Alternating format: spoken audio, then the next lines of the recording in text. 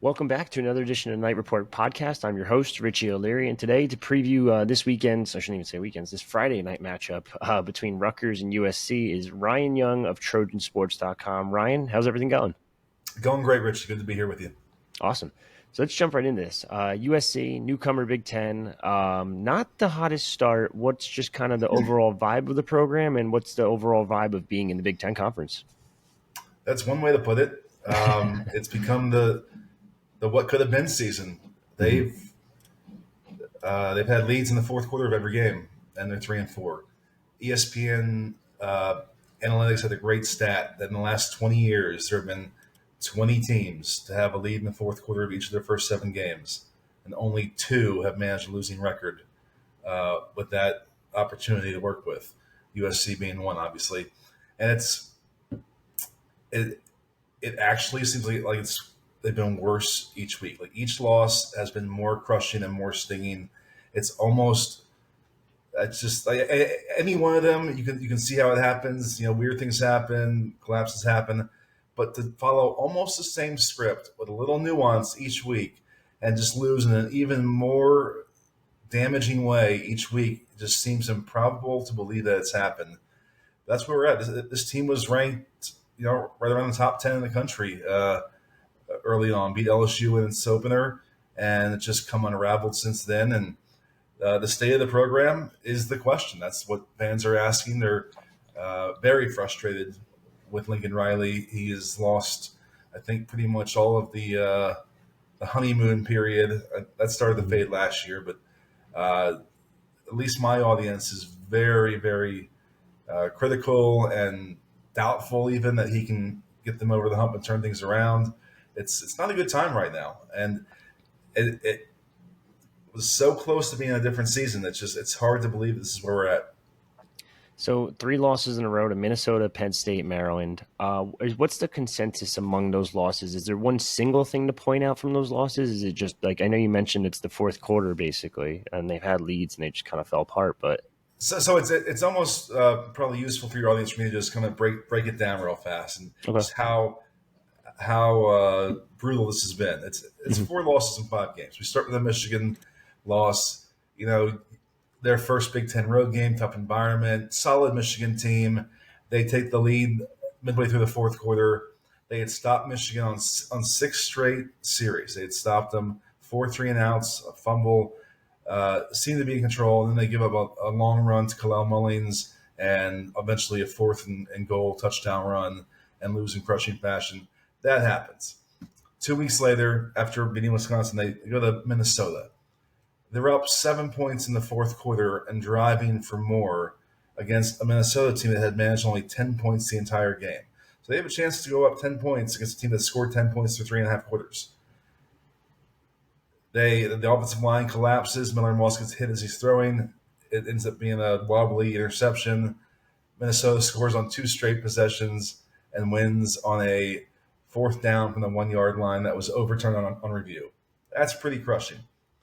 The next week, though, they have a chance to maybe set the season back on track against Penn State. They're hosting Penn State, a top 5 Penn State team. They're up big early. They're up late. It all collapses. They manage to allow 2 4th-and-long conversions on Penn State's tying drive. They miss an open receiver in the final seconds of regulation that would have been had them set up for a field goal to maybe win it. And they miss a field goal in overtime and lose. So they give that one away. And you're thinking, can it get any worse than this? And then we go to Maryland and it gets worse. They're up 14 points in the fourth quarter against a bad Maryland Terrapins team. And they find a way to lose. Maryland is bold and goes for 2 on the first of its late touchdowns to get within 6. USC then has a field goal blocked for the first time all season. Blocked and returned a long ways. Maryland scores at the end and wins it, and they just keep finding ways. So is there a consistent theme? Fans are very critical of Lincoln Riley's game management late in games. In this case, this last one, I didn't have a major criticism. I would have gone for the field goal too. They hadn't had one blocked all season. It happened.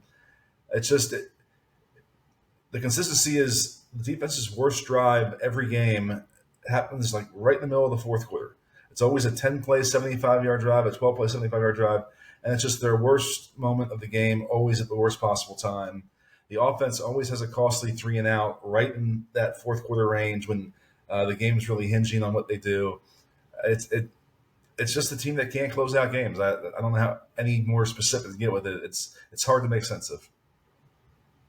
Yeah, I mean, going through the passing offense, quarterback Miller Moss seems like he's been pretty solid. I would say, I mean, Rutgers fans would kill for this passing offense. So it is an interesting standpoint from there. But how has Miller Moss kind of replaced Caleb Williams, obviously number one overall pick last year? So I'm a little more objective about how he's done than the fans are. The fans right now just want change. They want everything done. They want Jaden Maeva at quarterback. Moss has thrown interceptions in 4 straight games, and most of them have been pretty costly. He threw a really bad one against Maryland, but they ended up getting back up 14 points again, so it wasn't the reason they lost the game. He's been okay. He's been solid. Lincoln Riley's 100% behind him. He gets asked every week now, is Miller Moss still your quarterback? And he goes, yes, 100%, absolutely. Um, it does seem like there's just a few throws a game that he's either missing opportunities on or making a bad decision. Other than that, he's pretty reliable. The receiving crew has not been as good as what they had last year. That's the reality. The O-line has not been as good as last year. That's the reality. He's playing within those realities. He's also not Caleb Williams. That's the reality. But I think he has, in most games, maximized what was available to him, although the last 2 games, I have to admit, were his worst. Not where they didn't have a chance to win, but they were his worst, and so it's giving more and more fire to the fans who say this season's lost. Let's just see what we have in Maeva and turn the page. I don't think Riley's going to do that. He's going to stick with Miller Moss. He believes in them, but that's kind of where it's at. It started out pretty promising, and the last couple of weeks have not been great. Yeah, like I said, I mean, 14, what am I, 14 touchdowns right now? Yeah, 14 touchdowns, 6 interceptions, 65% completion, 1,900 yards. I'm telling you, Rutgers fans would kill for that quarterback. But in terms of running backs, I don't think they would trade running backs. Obviously, Kyle Monanga is pretty good for Rutgers, but Sure Woody is. Marks and Quentin Joyner have a pretty good 1-2 punch so far, it seems like. Woody Marks has exceeded all expectations coming over from Mississippi State. He's already set a career high for rushing yards, well over 600. He's been used in a way that he never was in his career with the Bulldogs, where he was a high volume receiving threat out of the backfield. His carries were always kind of muted or capped, and here he's become a workhorse, which we weren't expecting when the season started because Quentin Joyner is so talented. But Woody Marks is just solid. He doesn't make mistakes. He gets what's there. He's not a game breaker. He's not the guy that's going to have the most missed tackles forced or the most yards after contact, but he generally gets what's there and is a heady player, makes heads up plays, and they just have really come to trust him implicitly. Quentin Joyner is, I think, a more talented running back, has a higher upside, higher ceiling.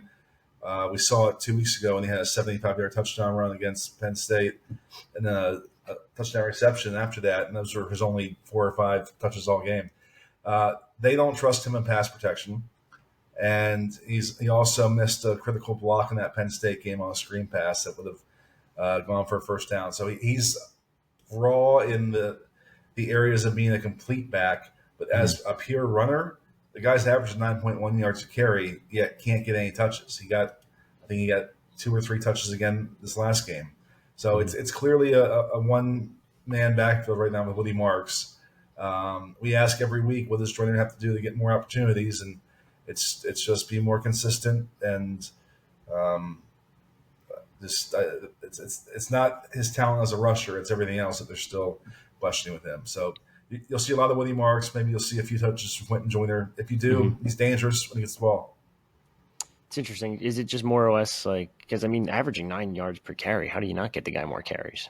That's my question every week. I've been screaming it from the rooftops all season, especially for an offense that seems to bog down in the worst moments. You have this lightning in a bottle guy that they just choose not to use him. He did have Mm-hmm. a very costly fumble a few games back.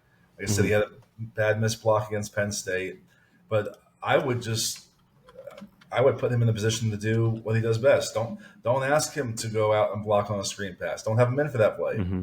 Don't have him have a tight end back there if you're going to need extra pass protection. But give him touches and see if he can break off some long runs, because that's what he's done his whole career last year and this year when he's gotten opportunities.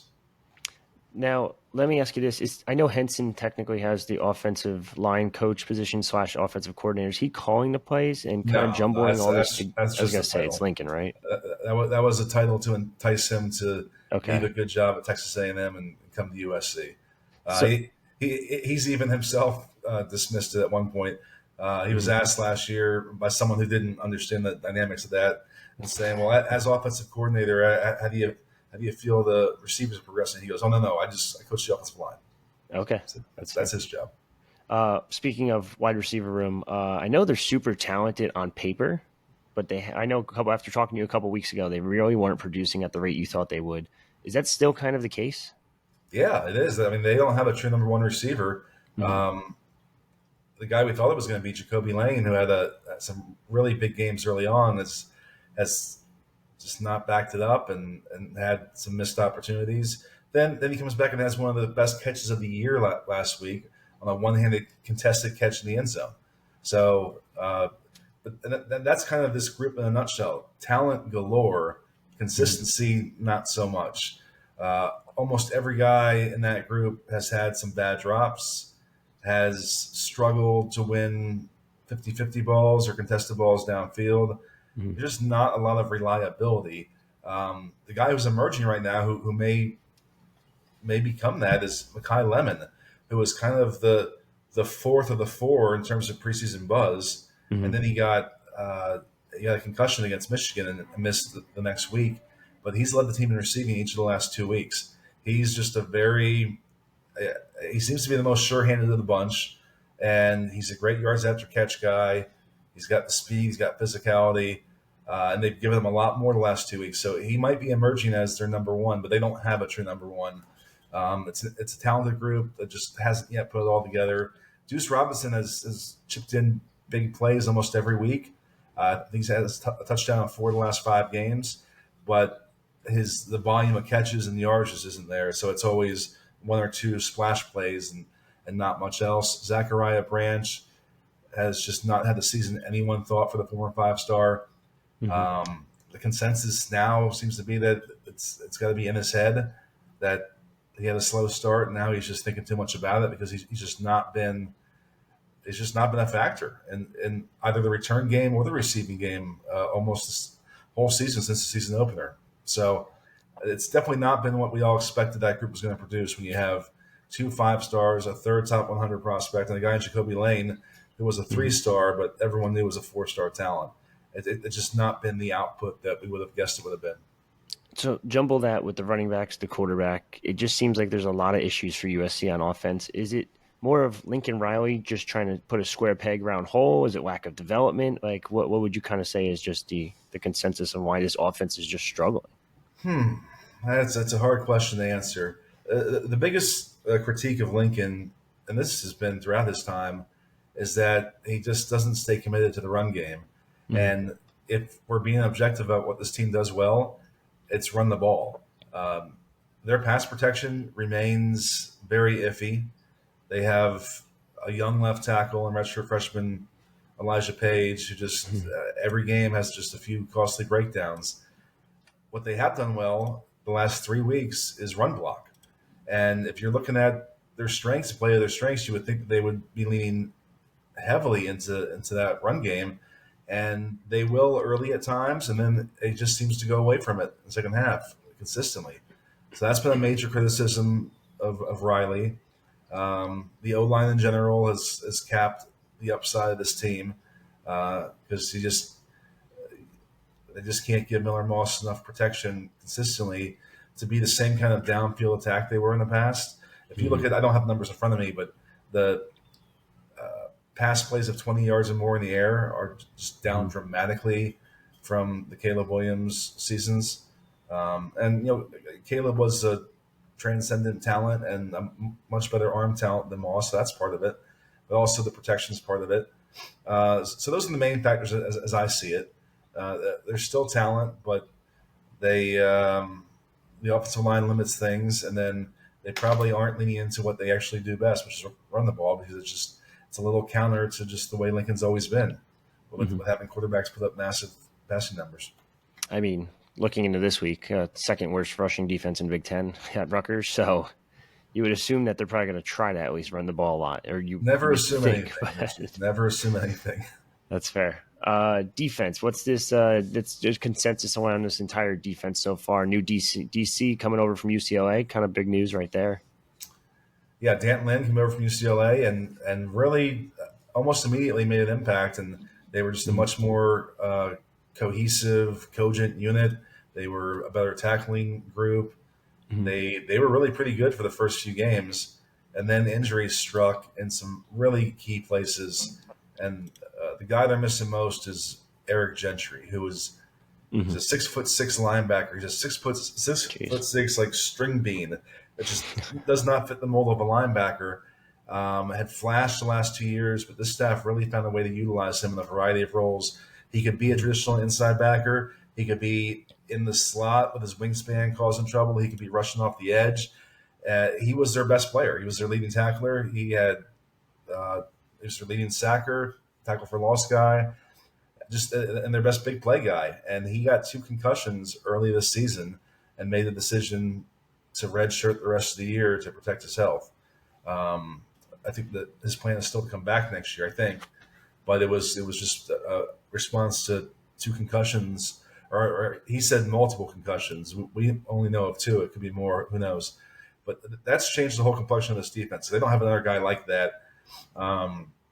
They then lost their top edge rusher, Anthony Lucas, to a season-ending leg injury. He didn't have any sacks, but no one on this team has sacks. He did have the most pressures on the team. He was by far leading them in pressures and was doing a good job setting the edge.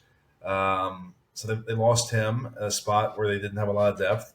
They had Bear Alexander, the former 5-star defensive tackle, quit on the team a few games in at a spot where they have minimal depth. And he was by far their highest upside player there. So those losses have all hurt. Their cornerback depth has been exposed in recent weeks as injuries struck. That once they get past their top 2 guys, it gets really dicey and vulnerable. So injuries have changed the complexion of that unit. I still think Dan Lynn has done a pretty good job with what he has to work with.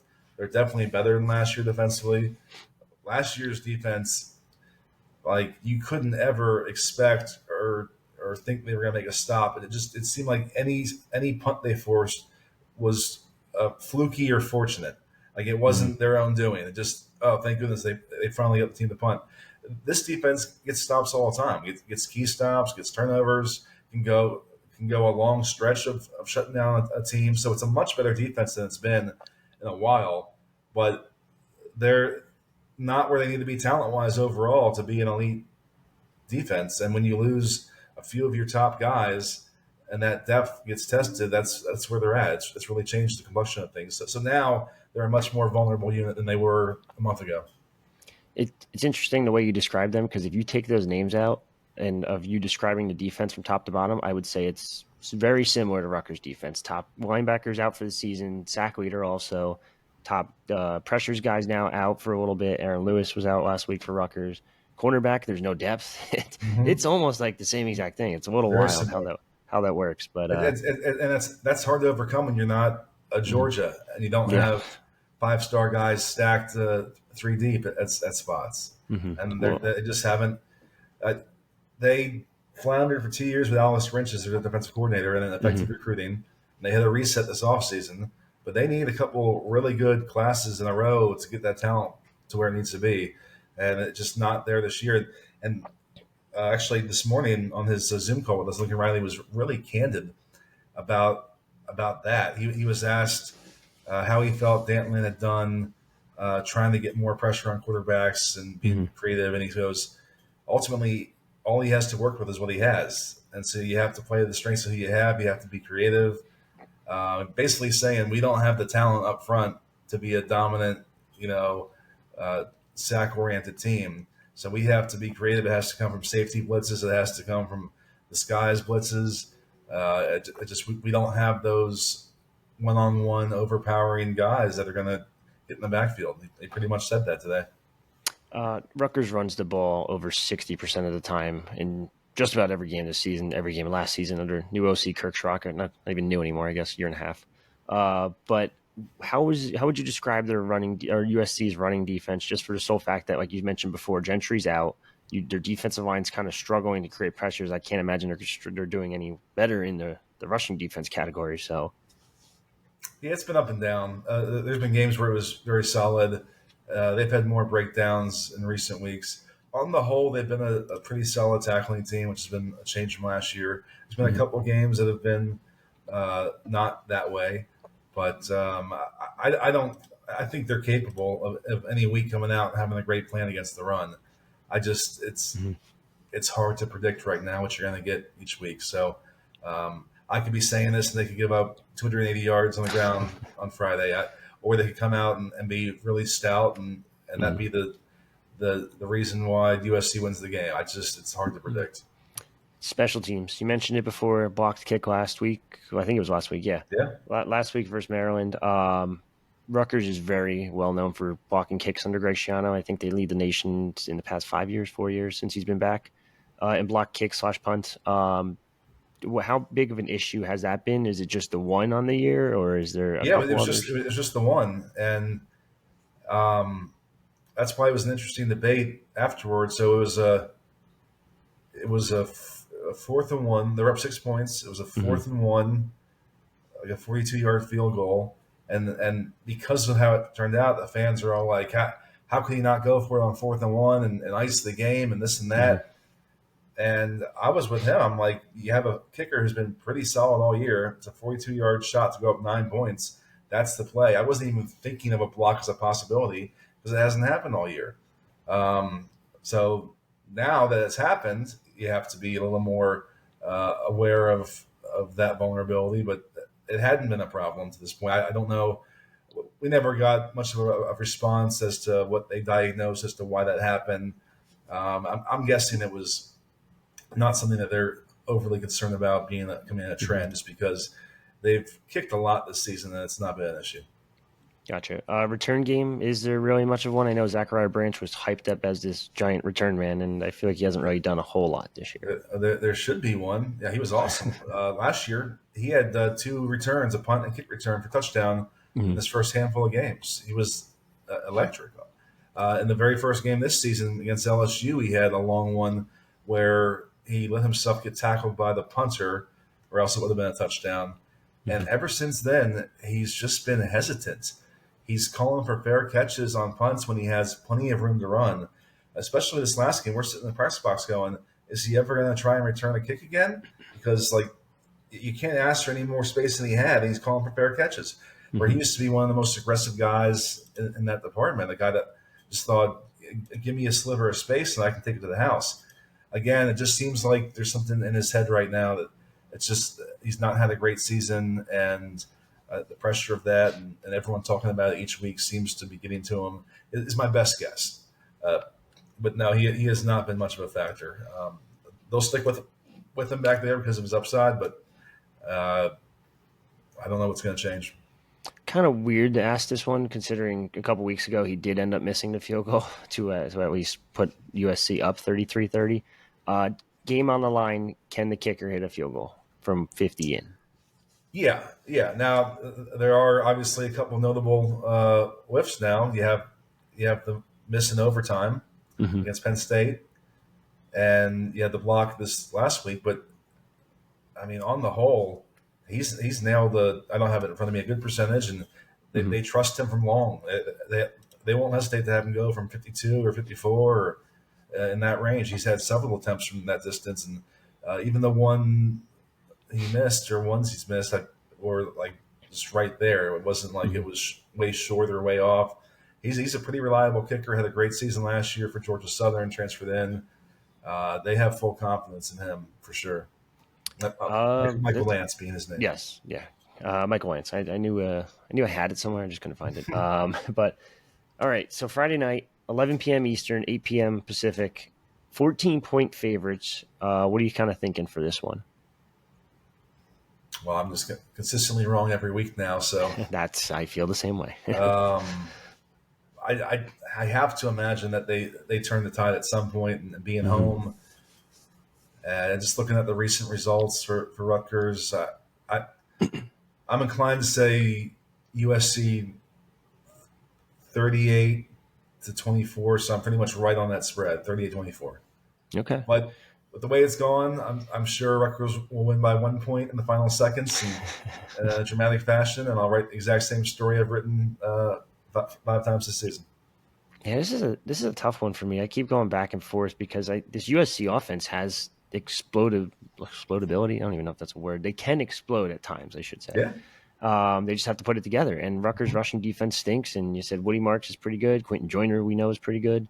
Um, I just can't see a way Rutgers turns this one around anytime soon. An 11 o'clock kickoff is just insane to me. yeah, Um, that's a factor that I should have touched on too. yeah. We've seen it across the Big Ten this year. These cross country trips do Hmm. take a toll. They do factor in. It seems to be a factor for every time for the team that's making that trip.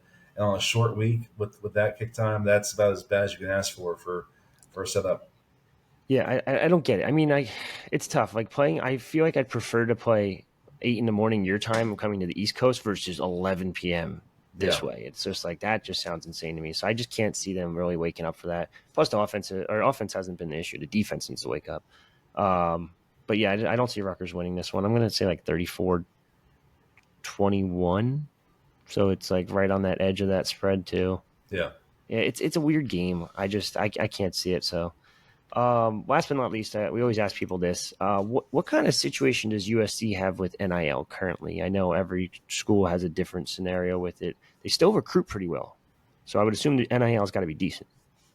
Well, they have a top 10 recruiting class right now, Mm-hmm. but if you ask the fans, they're so far from where they need to be, and Mm-hmm. the sky is falling recruiting wise, and they must have zero NIL to work with because they can't get any top offensive linemen or defensive linemen, et cetera, et cetera. That's the fans' narrative. Lincoln Riley is always very pushes back strongly against that and says it's grown tremendously. We're on a great track with things. Mm-hmm. Um, I've tried to pin him down on like, how do you think he sized up with the teams you're going up against, and obviously he's not going to give me an answer on that. He sidestepped Of that course. question. We just don't know. The only tangible evidence or info we got was I went to a boosters meeting, or not meeting, a boosters dinner for their NIL collective House of Victory Mm-hmm. back in the spring. It probably was, and Ronnie Lott was one of the speakers, and he got up there and said, when Lincoln Riley told me that he only had $8 million in NIL last year to work with, I was stunned. So that was like, okay, that's some information. Um, it's kind of been put out there through sources that that number has at least doubled, if not more, this year. So, but here again, I don't know what every school has to work with. It's really Mm-hmm. hard to say, okay, well, this puts them in that percentile or that. Lincoln got very defensive before the season when asked about the perception that they were losing recruits due to NIL. And he Mm-hmm. said, if anyone thinks that, they have no idea what's going on behind these walls. That's absolutely not the case. But there seems to be prime examples where they look to be in a great position in the recruiting battle and don't win it, or they have a pressing need in the transfer portal, like they did this offseason, offensive tackle. Like that was their number one need coming out of the spring, and they didn't get one. They had a major need for defensive tackle, and they ended up getting uh, Gavin Meyer from Wyoming really late after missing on a bunch of other targets. Mm-hmm. So the outsider would logically deduce that maybe NIL was a factor in those moments, but he pushes back and says it's not, and says they're in a great place and growing. So hard to say. If you ask any fan, though, their perception is that USC is lagging behind. Whether that's true or not, that's the perception. I mean, 8 million would be pretty nice. Just going based on the recent news. I guess it was just more of a guess by one of these websites saying like the collective of Rutgers has 3 million. So there you go. Okay. So I don't. They said it's not 100% accurate because no one releases their numbers, of course, competitive Yeah. advantage, blah blah blah. But last thing I got for you is who's winning this World Series? Oh man. Yeah. Well, that's you know what answer you're going to get. I know Uh, what I'm going to get, but I want to see if you have a realistic answer. no, I think the Or, I Dodgers. mean, are you going to just say 4-0, or are you going to give me like, No, of course oh, not. No. They not with their pitching. yeah, I wouldn't be surprised if it went down to 7. yeah, Like I think they're so too. the way this team was built to compete this year is not the reality anymore. Hmm. They don't have Tyler Glass now, who's supposed to be the ace of the staff. Clayton Kershaw never made it back. Hmm. Walker Bueller's been pretty rough most of the time and has worked back from the second Tommy John surgery, but he's had some nice moments this postseason. They just they got Flaherty from Detroit trade deadline. Hmm. He's had some really bad starts this postseason. So they have not been the pitching staff that they thought they built. Yet they keep finding ways to grind it out. They have a great bullpen. Hmm. They can actually go to a bullpen game and feel pretty confident that that's a good path to victory for them. Yamamoto has been pretty solid, although he's kind of capped at 80 pitches each game. They're up against it with the pitching, yet they have so many clutch hitters. If Otani's hot, if Betts is Of hot, course. Yeah. Freddie Freeman, guys like Kike Hernandez who are just a different player in the postseason. The guy has 15 career postseason home runs now for Hmm. a utility player who That's crazy. just is not known for his power, and he's just had big hit after big hit this postseason. Uh, it's a really deep lineup. It's a really fun matchup. I mean, what more can you ask than having the two best players in baseball this year going head to head, the two MVPs? So Yeah. it's a classic historical matchup. I think it's great for baseball. I just believe the way this team has handled every bit of adversity this postseason. I believe that in the Dodgers to grind it out in 6 or 7 games. Definitely not Uh, 4. that's fair. I was thinking 6 or 7 as well. I'm thinking opposite, of course, but it also Sure. leads us right into this amazing Big Ten matchup right afterwards on Fox. So Yeah. that's yeah, Big night of perfect. sports in LA on Friday. Yeah, don't get to go to bed till 3 a.m. my time. At least you get a little bit earlier. But for the folks on here that want to check out more USC stuff, where can they find you, Ryan? Trojansports.com is our site, and on Twitter at Ryan Young Rivals. All right, awesome. Thanks for joining us, Ryan. And that's another episode of Night Report Podcast. Signing off.